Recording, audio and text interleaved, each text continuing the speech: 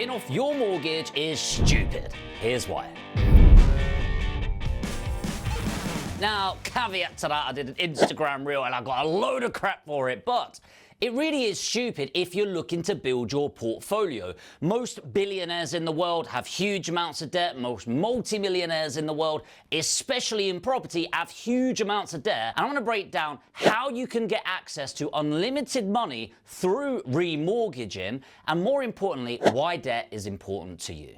So let's start with the mortgage. What is a mortgage for the beginners here? Well, a mortgage is simply somebody else's money enhancing your purchasing power of property. Typically, when you're buying for a residential property, one you're going to live in, 90% comes from a bank or a lender and you put 10%. Your portion is called equity, their portion is called debt.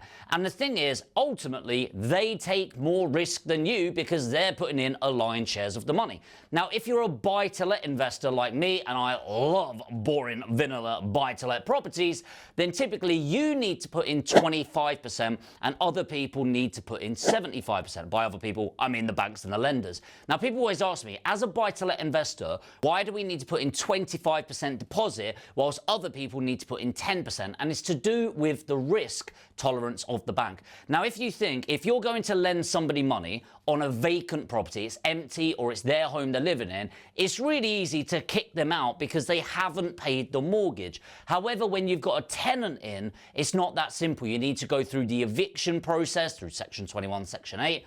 This isn't a video for it, and then get them out and then sell the property, or you need to sell the property with the tenants in and then you're only going to sell it to an investor. So side tip there, that's why you need to put in 25%. That is what a mortgage is. Somebody else putting debt on your property so that you can buy more.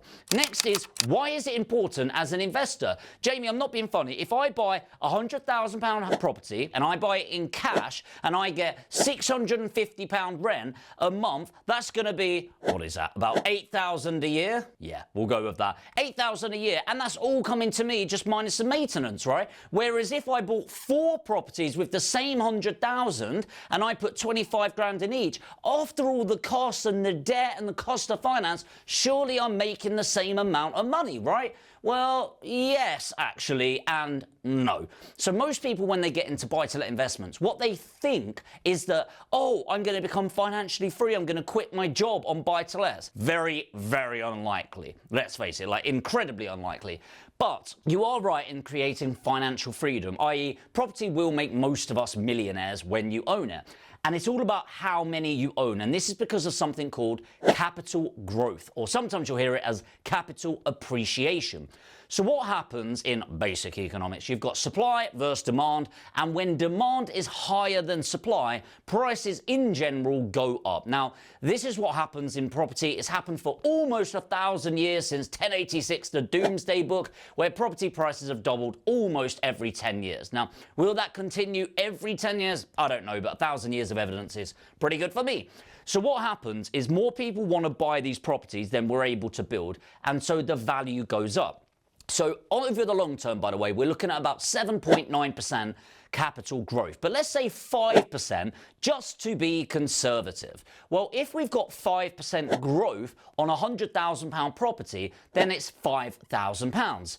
The thing is, if you've just bought one property for 100,000 and it has a £5,000 growth, you've made 5% return, obviously. However, if you've got 4 properties and you've put 25 grand in each and it grows by 5%, so £5,000 each, you've then made £20,000, 4 times the 5,000, and you still only put in 100,000. So now you've made a 20% return every single year on your money. And how can you get 20% return anywhere else in something as safe as houses? So let's go back to the beginning. We're obsessed. It's like the American dream. That was a shit American accent. The American dream coming to the UK, right? And it's like, oh, my biggest ambition is I want to own my house outright. And it's like this weird gloating thing. Now, caveat, if you're looking to own property, own your own property pay it off and just have a simple lifestyle. Great. I'm not knocking that at all. That is a choice. It's just not my choice.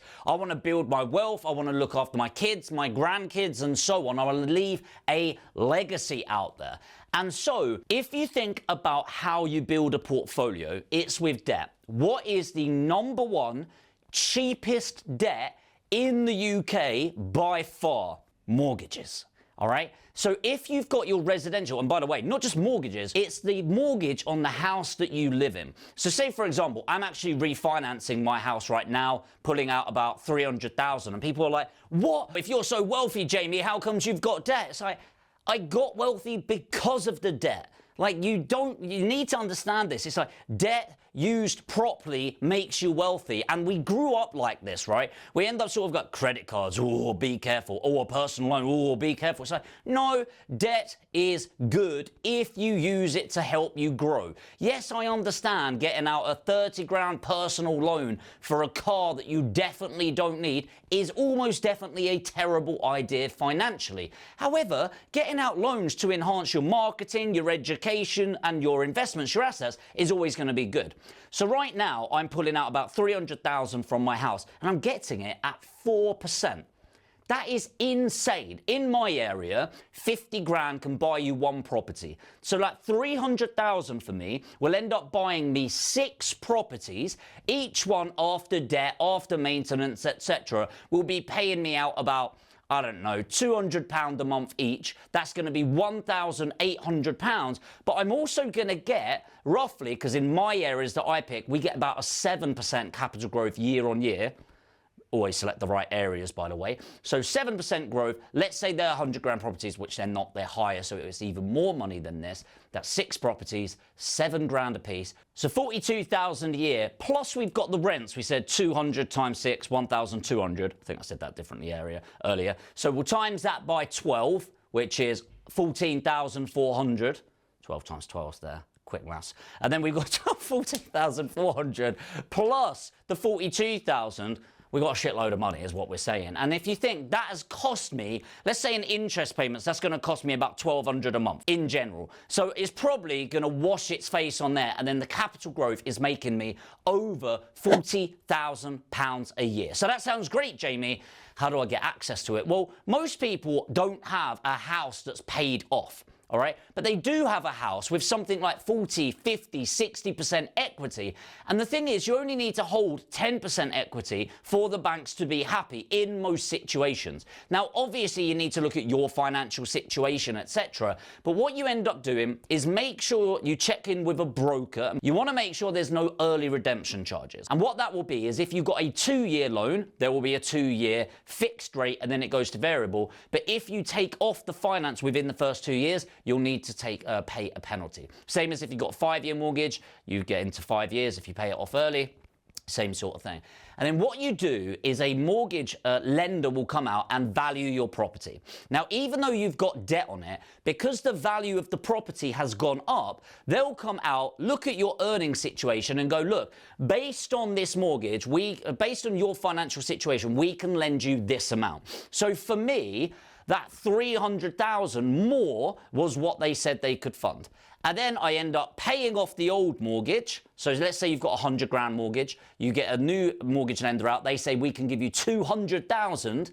And then what happens with that 200 is it pays off that 100 first. And you've got 100,000 left, tax free. You don't pay any money on that whatsoever. And then you can invest it where you like. And by the way, if you're on here and you're thinking, I definitely want to build my portfolio, but I don't have the time, the energy, the expertise, then that's what we do. If you want me and the team to help you build your portfolio in 2024, make sure you comment APG, that stands for Aspired Property Group, APG, in the comments below. I'll also put a link in and I'll pin it to the top. Now, last thing before I leave, can you use the money for anything?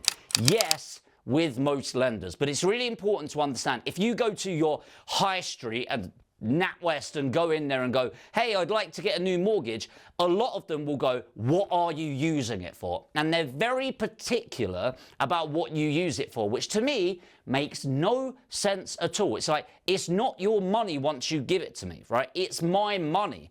However, some people, some lenders do have that right.